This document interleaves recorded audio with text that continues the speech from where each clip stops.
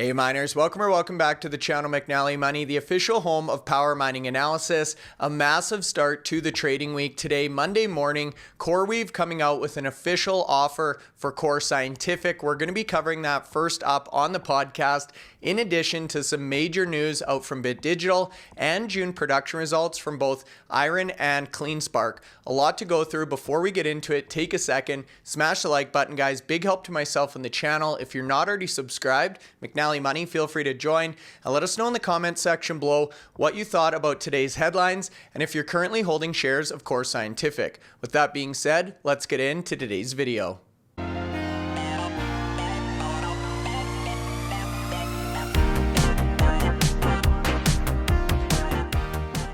All right, Anthony, away we go. Monday morning, an action-packed start to the trading week here. We've got a number of key headlines we're going to be talking about in today's presentation.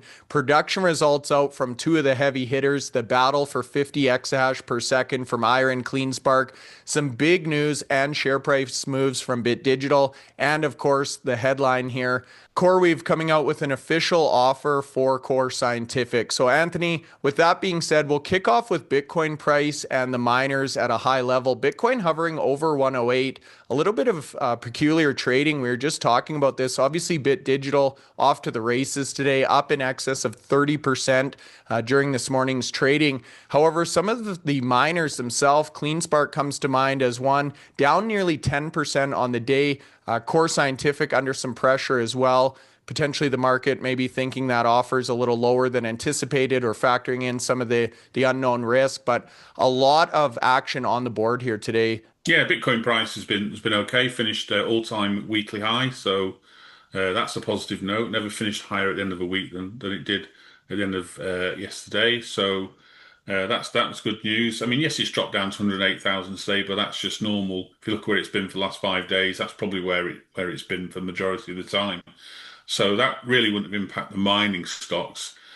However, when you come to look at the mining table, you're quite right. I mean, Bit Digital will come onto the why. It's up over 30% today with massive volumes as well to support that. And, you know, only Gryphon and Bitfarms are in green. And yet, you know, the Bitcoin price is where it was at the end of last week. So, you know, we've had a good run on the miners, but we thought we'd expect a similar run this week as well, because there's been a lot of positive news out there. But obviously, yeah, the impact of the announcement, which was made by Core Scientific, say they'd agreed an offer, or initially agreed an offer because they can't approve it without the shareholder approval. But they've agreed an offer in principle by Core Scientific for around about $9 billion in total. And if you look at that from a share point of view, the offer is an all-share offer. There's no cash involved in this. CoreWeave effectively will just, you know, issue more shares to cover this purchase.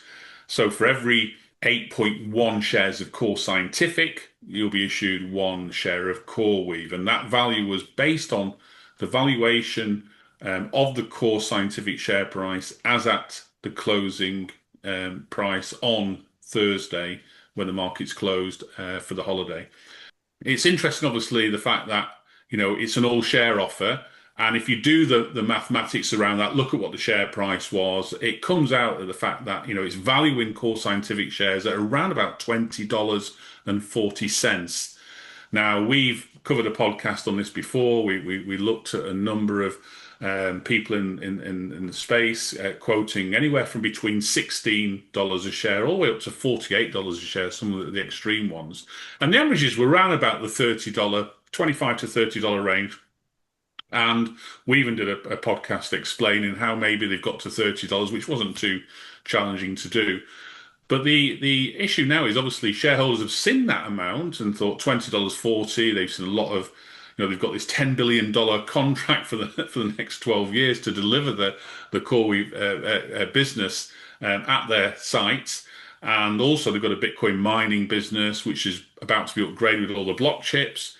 And they were looking to progress the extra 400 megawatts into high performance compute. So there was a very, very good business model that would probably bring in close to $1 billion a year in annualized revenues. And significant amount of that, maybe in excess of 70% of that, would be net margin. So a really profitable business in the making there. They've accepted this deal, and maybe the shareholders and the institutions are feeling that, they've left money on the table there. So it's going to be interesting to see how the shareholders look at this. My concern is the fact that obviously CoreWeave IPO'd recently, so they IPO'd in March. The share price was as low as in the $30 range at one point. Today it sits closer to $160, so it has done extremely well in the past couple of months as it's rallied. Just like most of the sector has rallied. We've talked about the mining companies rally. Well, CoreWeave's gone on and done something, massively more than what the miners have done. And it's this expectation in the space for power supporting high performance compute is going to deliver, great results for those companies in that space. But the issue I have there is the founders, the initial investors into CoreWeave. So when the company goes IPO, before that, when they're a private company going into IPO, and bear in mind they signed this deal with Core Scientific when they were a private company, not a public company. Those founders get an expectation to sell some of their shares after a given time period. And that time period, if I remember rightly, was somewhere like the 24th of September, which is 6 months after the IPO date. Now, we know that with many companies, even some of the companies that we deal with, I remember when, the founders of, IREN were able to sell shares and some of these other big mining companies, and the share price does really take a bit of a hit when that happens. And the concern I have is, if it does drop on that 24th of September, then the shareholders are left with a lower valuation because they're going to get these 0.1235 CoreWeave shares for every share of Core Scientific. It's not based on a straight deal now. It's based on the price at the time of the transaction. So when it does get agreed, and that could be as late as into Q4, which the company have highlighted, then that's already gone past the time when the founders have been able to sell the shares in CoreWeave. So if the shares get sold and we don't see the uptick in those prices there, and that share price comes down to $100, then that will impact the value of the shares that every Core Scientific shareholder will get, and they'll probably feel a bit of a grief from that. So it looks like a lot of people out there thought, you know what, today the share price, when it was announced, was around about the $17 mark, just over $17 this morning. And we saw a significant amount of selling pressure. And also, in fairness, some more buying pressure, because as the share price dropped, and it dropped really low down to, about $13.60, $13.70, a significant drop on the day. That's over $4. It was well over 20% down at one point. Then we started to see some buys going in there, so it looked like it had been oversold. And a lot of this was pre-market, so when the market opened, it did sort of like impact a little bit more. I think it was down at the $14 range when the markets opened, and then it dropped further down. But then we saw some buying, and it went back up to $15.50, heading towards $16, and it's just pulled back again. So there's going to be this volatility. Shareholders are going to have to sit down and think really hard now about what they're going to do. Are they going to wait for a decision, or are they going to exercise their right to look at selling the shares and put it maybe somewhere where they feel there's maybe more opportunity to grow that money quickly? But if you firmly believe that CoreWeave are going to be one of the big hyperscalers and their valuation could go higher, bear in mind today the valuation's probably around, I think, 75-80 million. Sorry, the valuation's probably around the 75-80 billion dollar mark.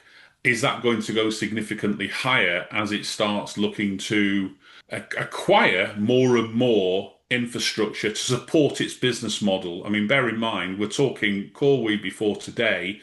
We're one of the most asset-light companies in the space. They don't have any infrastructure. They just literally host their GPUs on a number of sites, and they have deals with not only with Core Scientific, they have deals with Galaxy, they have deals with Applied Digital, and there'll be a number of other companies as well out there that they're looking to maybe host. Now, this deal going through with Core Scientific might mean that they start looking for those other sites as well. So the Helios site, which was actually built by Argo Blockchain, acquired by Galaxy Digital, that could be one of the next sites to be looked at. And then you also have the sites that Applied Digital have got as well. So that this might be the starting point.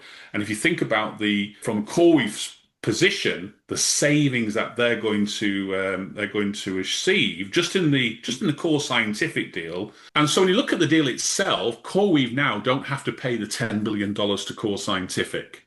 And that was a very, very profitable deal. In fact, if you look at the numbers, and I remember we did the table for that when it was announced, when they got to the 590 megawatts, 7.1 billion in net income coming from that 10.2 billion contract there. So that's now that margin now saved. If you look further down their update, it tells you that they're looking to save it adds about 500 million annual run rate of savings from 2027 all the way to the end of the contract. So that's, potentially that's how you get to the sort of like the 5 billion.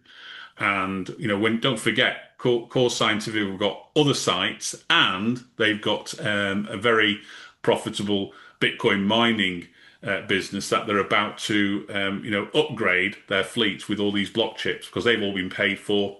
That's 15 exahash of new chips going into the machines there. Now, CoreWeave might turn around and say, you know what, we don't want to do the Bitcoin mining, so they could sell that part of the business off. And I'm sure there'll be a number of buyers out there, maybe, the likes of the pure play miners, CleanSpark or Mara Holdings could look at sort of like, maybe an opportunity for that business there, because they're both looking to expand business models for Bitcoin mining up to 60 and 75 exahash respectively. So there'll be no shortage of people interested. It's whether it's the right price or not, but it's something that CoreWeave don't currently do. Do they want to do a Bitcoin mining site as well as look after their data centers for GPUs? They may not be, but they may do. If it brings in nice revenues and the Bitcoin price does really well out of it, then it's something they may consider. But it depends what their strategy is, what their focus is on there. But it's an area of the business that it'll be down to them to do, because they're buying this as the whole. There's no part of the business that Core Scientific are keeping. This is a whole business in there for that effectively 9 billion price tag. So, as I say, time will tell. The dust will need to settle a little bit on this. It's been a bit volatile today. There's a whole host of shares been sold in that company. Probably one of the highest volume days it's had.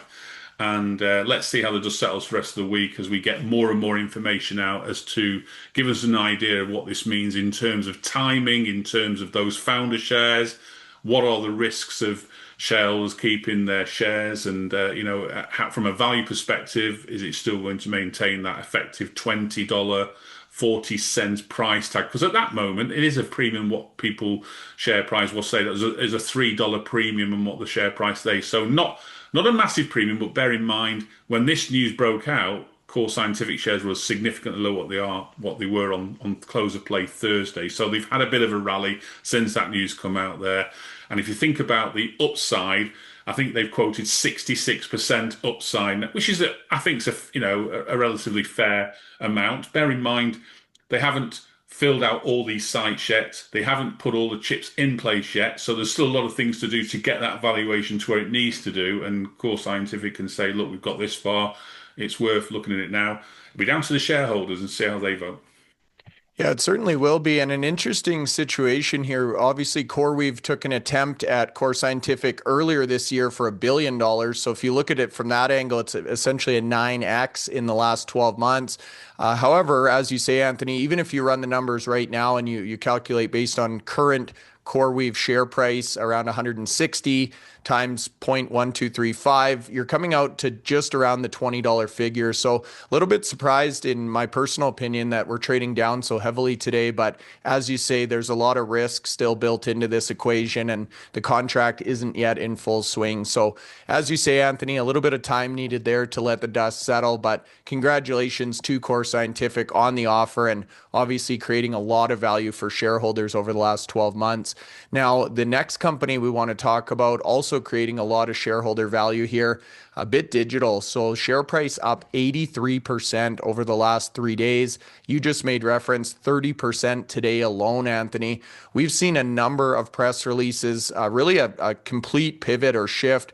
They've spun out white fiber. They've refocused on Ethereum. Today, they've now come out saying they've fully shifted towards an entire Ethereum treasury strategy, becoming one of the largest holders of Ethereum on the public market. So we've actually reached out, going to try and have Sam on late this week or next for a follow-up interview just to give us an idea or better understanding of all of these moving pieces. However, Anthony, based on share price today, looks like the market is very happy with this Ethereum pivot.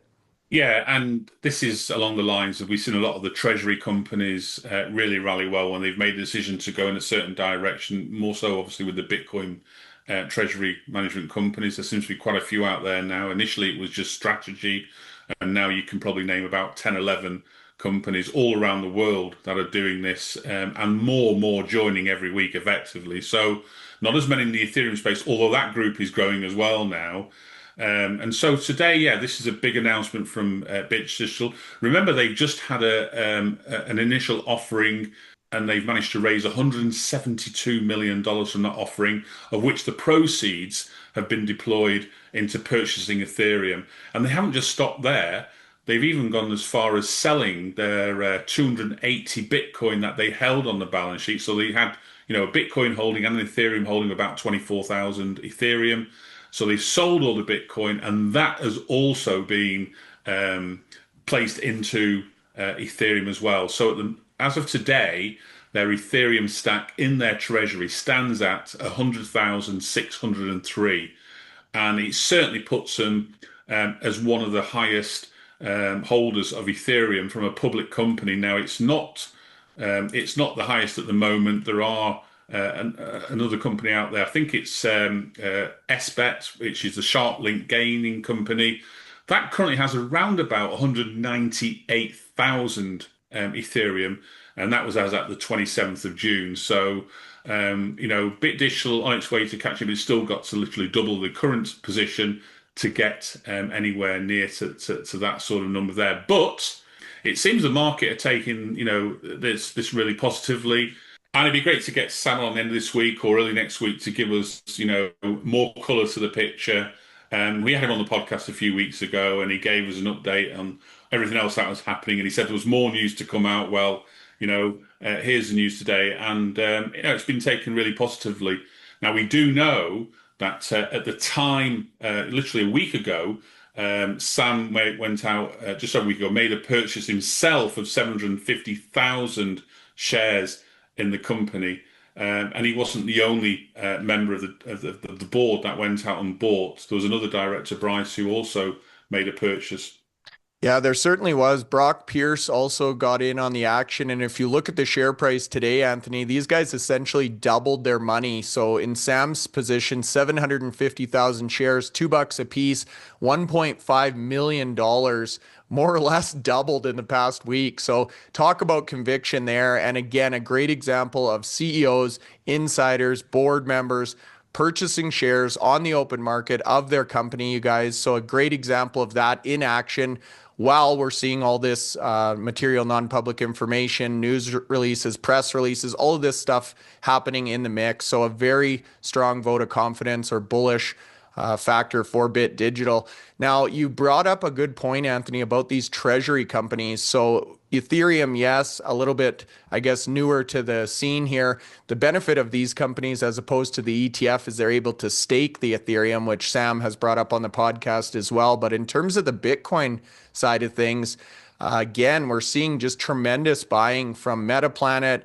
We've got Smarter Web Company making headlines literally all over the world. Anthony, I'll let you speak to that one. And although no buys out of Saylor and Strategy today, he did put out a tweet talking about the fair value accounting or FASB updates for their quarterly earnings. So this is exactly why we're seeing all that attention towards the treasury companies that you just referenced. Yeah, you mentioned two of the more popular names at the moment in the space, and there's a number of other the treasury management companies out there. But Metaplanet, they added another 2,205 Bitcoin for around about 238.7 million, averaging about the price of Bitcoin is at the moment, actually. And so now they hold 15,555 Bitcoin. And they've acquired that at an average of about $99,000 a coin. So pretty good. If you look at their yield year to date, and the yield is calculated by looking at the value of the Bitcoin and divide it by the number of shares at the start of the year and divide it by the number of shares where they are now, because obviously effectively to raise money, they're actually diluting shares. So they're seeing what impact that has. and their Bitcoin yield this year, just year to date, is 416%. So they've been obviously very fortuitous in the fact that the value of the company is going up far quicker than the actual value of the Bitcoin that they're actually buying. So, and what that means is it means that when they go to dilute more, they have a company with a bigger share price and they're able to raise even more money. So it becomes a bit more like sort of like a hamster wheel in terms of this cycle keeps going round and round. And they've got a plan, I think, to achieve about 120,000 Bitcoin over the next 10 years. So well on the way to doing that. And, we know the likes of Dylan LeClaire, who's one of their advisors in terms of, this Bitcoin treasury management policy. We'll hopefully try and get Dylan on the podcast, in the next week or so and get his view as to, not just from Metaplanet, but in the actual space at the moment, because we're seeing so many of these. Now, the other company that's piqued everyone's interest over the last few weeks, over the last couple of months, to be honest with you, is actually a UK company called the Smarter Web Company. Now, this was a software company, the same way, effectively, that MicroStrategy, or Strategy is known now. They were a software company. In fact, they weren't even a profitable software company. So, Michael Saylor in 2020 decided to start buying Bitcoin. Then he got the orange pill, and the rest is history from that point of view there. Smarter Web Company was it's like it says it's a web design company, valued about 2.5 months ago at £4 million.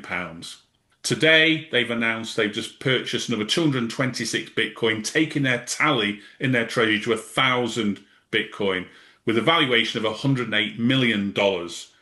Now, on top of that, they've still got £42 million in their treasury. So if you look at what they've got there, heading towards £130 million in total in terms of crypto and in terms of cash holdings in the treasury. But the valuation of the company is over £700 million. So they'll be given a premium of around about 5 to 6x their actual holdings. In the same way, Metaplanet, the last time we had that on the podcast there, I think it was in the sevens in terms of the MNAV, the value of their Bitcoin holdings compared to the value of the company. Again, that massive premium. Strategy is a bit lower than that. Strategies, I think it's about 1.7. It was as high as 3, but that's come down to 1.7. And the mining companies, well, the mining companies are probably less than 1. So they're not even getting valued at the Bitcoin value. They're getting valued less than the Bitcoin value there. So there's no premium given to the mining companies. But these companies, treasury mining companies, have been given a massive premium. And the thing is where does it stop? Where is the value continued? Because you're paying, obviously, the value of the Bitcoin isn't changing significantly, but you're able to go out there and raise the value of the company significantly. And I don't know what the long-term position is. I know there's probably equal size to those that feel it's a great thing going forward and those that are actually optimistic in the fact that this could all come crashing down at some point. In terms of these companies, because the way they're raising capital, they don't lose money by the Bitcoin price comes down because they've effectively sold shares. So they just have to issue more shares in terms of if they've got convertibles. But no debt was bought using the majority of these companies to buy it. So they've got no repayments in terms of cash. And so even if the Bitcoin price dropped to 50,000, the Smarter Web Company will still have a valuation because it's literally diluted shares to get to that position. But we need to get some treasury management people on the podcast to really explain what the pros and cons are and how this all works out so that everyone has an understanding if they're starting to look into this area of space as an investment potential. Yeah, you're definitely right about that, Anthony. We actually have a Mexican hotel company lined up for next week that's adopted the Bitcoin Treasury standard as well, Murano. So looking forward to that one. We can ask the CEO some more specific questions about MNAV and this value creation proposal. As you say, I feel the first one of these out of the gate in each respective market obviously warrants a little bit of a premium or MNAV premium. However, as more entrants come into this space with the very same business model, you're right, Anthony, at some point you would expect those premiums to go away or get closer to 1 as would be expected. The other thing I wanted to bring up just on the topic of treasury companies, BlackRock, we've talked a lot about the IBIT ETF, the Bitcoin purchases. They're also very aggressively purchasing Ethereum as well. So currently 1.5% of all Ethereum, over $80 billion or 175 million Ethereum tokens. So they're definitely taking note of this crypto token as well, very similar to Sam Tabar and team with that Ethereum focused treasury strategy. So with that being said, now shifting gears over to the production update side of the episode here, both of the heavy hitters in the 50 exahash category coming out on the same day, Anthony. So potentially furthering that rivalry. CleanSpark will hit first. They came out with June production results, 685 Bitcoin. So compared to what we saw at a marathon, fairly strong month. But as you and I discussed, Anthony, they're not necessarily focused in Texas. They've got facilities all over the United States. And in the case of weather, potentially spreading out that risk. Yeah, maybe so as well. They had a reasonable utilization compared to the miners. I think it was around about the 79%. In terms of Bitcoin mine, absolutely 685 versus 694 last month. And if you think about the days mining less that they were able to achieve, they did increase their average operational hash rate. So that went up from 42.5 to 45.3, an increase of 7%. They did get their target of 50 exahash. Remember, we spoke beginning of the year about how many of these mines would achieve their targets. Well, we've got two targets to talk about today. CleanSpark at 50 now already. Operational power, 987 megawatts there. They've grown that power as well throughout the period. And they've potentially got some utilization in that power to grow further from here. And they're talking about a target of about 60 exahash to achieve. Efficiencies also came down 3%. So as they've been adding these extra miners to get to that 50, that's brought down the efficiency to 16.15. So now it's less than 10% away from IREN's target, or IREN's current efficiency rate of 15. In terms of the HODL, now they are selling some of their Bitcoin. They sold 578, just over 578 Bitcoin, and they put the rest into their treasury. So their HODL has grown around about 106 Bitcoin. That's now at 12,608. And that valuation, as at the end of June, is $1.35 billion. And that, as a percentage of their valuation, is about 40% of their market capitalization, compared to 53% during the month of May. Now, bear in mind, CleanSpark, like many of the miners, have had significant run on their share price over that period. So that's why the valuation of their HODL is actually coming down a little bit, because the value of the company's actually increased. So it means it's a smaller percentage. But overall, a very, very, very good update. High utilization, good mining per day. And as CleanSpark normally do, exactly what it says on the tin. Yeah, and I wanted to bring up just on the valuation front, we talk about the percentage of market cap that's attributed to HODL. CleanSpark actually calls out the number of rigs they have, Anthony. So you can see here 241,227 individual ASICs or mining rigs. Now, if you look at the fleet efficiency, 16.15, these are newer generation machines. So again, we've talked about Marathon having over 300,000 machines. Where's the value being attributed in their market cap? This is yet again another great example, 250,000 ASICs that this company has purchased, they own, they operate, and again, newer generation machines. So just another factor to consider, especially when we start talking about the MNAV and some of the premiums these treasury companies are getting compared to the Bitcoin miners. Now, the next one, IREN, this was an interesting update for a number of reasons, Anthony. They talk about obviously June production results, achieving that 50 exahash, their industry-leading efficiency, but they also snuck in a couple lines or teasers talking about Horizon 2, which is the first time we've ever seen this from IREN in a press release. Yeah, so we know about Horizon 1 because they've already laid the foundations there. The concrete went in, I think, just over a week ago. And so that's coming along nicely. That's due to be completed by the end of Q4. And, Dan's expecting to have named a client for Horizon 1 during that period as well there. But this update also had the fact that they're now looking to have Horizon 2 at the Childress site. Now, at the moment, 650 megawatts of the 750 capacity is utilized for Bitcoin mining to get to that 50 exahash. Horizon 1 is a further 50 megawatts. That leaves around about 50 megawatts available. However, when you have these GPU data centers, you need some ancillary power as well. So that will 50 megawatts will probably need about 10, 15 megawatts extra to support that. So interesting to know what size. They haven't put a size on Horizon 2. They haven't said whether they're going to increase the capacity at Childress higher than 750.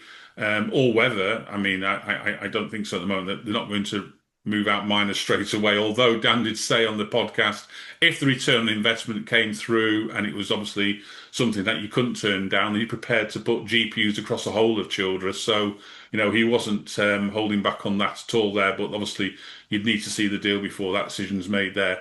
So there'll be a separate, at the moment, it looks like there's going to be a separate site, a separate area space at the Childress site for Horizon 2.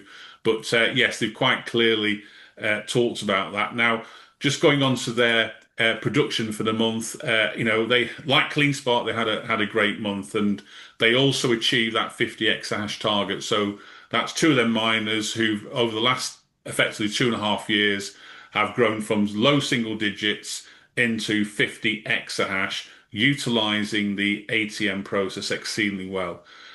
During the month of June, IREN mined 620 Bitcoin. Again, only 1% down on what they operated in month of May. And that, again, you could allocate that down to the day less in terms of mining. Operational hash rate increased by 7%. So that went up from 38.4 to 41.1. But here's where the interesting bit goes. I mean, you've seen the likes of CleanSpark increase their hash rate in the month by just over 4.4 exahash.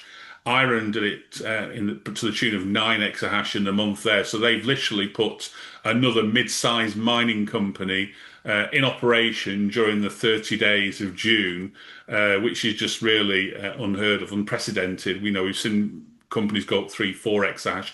9 is a real step further. And I remember having a conversation 12 months ago, Bryce, when they were at their target for the end of the year was 20, and Dan raised it to 30, and we were scratching our heads saying, well, 20 is going to be a challenge. They were at 10 exahash this time last year, and they got to 30, and they've got to 50. So that's 40 exahash effectively over the last 12 months, which is no mean feat whatsoever. Now, in terms of the actual revenue per Bitcoin, they sell their Bitcoin on a daily basis. So they were able to achieve $105,730 in terms of revenue per Bitcoin. Their power cost came down as well by 3%. So the power cost for each Bitcoin there, 26,259, giving them a 75% gross margin on their costs. So that's the price of Bitcoin less the energy costs. That's one of the leading industry numbers out there at the moment. Not many miners are getting into the 70s. Maybe the likes of Cypher can get close to that. Maybe Riot's not too far away because they've also been operating in Texas at similar locations, getting similar power costs. They do have a PPA at one of their sites at Rockdale, but the Corsicana, they've been achieving similar price to what IREN have paid for their power. So it'll be interesting when the results start coming out now for the second quarter of 2025. Have these miners been able to make good use of those power costs, especially the ones based in Texas, where they've been getting a better deal than some of the other states in North America? Now, in terms of their AI services, that's continued to bear fruit, and they again achieved another $2.2 million a month. Remember, we talked about this $28 million run rate for AI. That's achieving 98% margin. So when you look at the revenues less the energy associated, it's the energy cost to support these GPUs is a very small amount. Bear in mind, you do have to pay for these GPUs, and they're not cheap machines, so that's not factored into this cost here. But those machines have to be paid for. And in the update, IREN obviously alluded to the fact that they just purchased another 2,400 GPUs. 1.3 thousand of the B200s and a further 1,100 of the B300, the Blackwell machines there. So they are now at their Prince George facility site, looking to really expand that cluster of GPUs there and attain, the top revenues that you can for that particular service.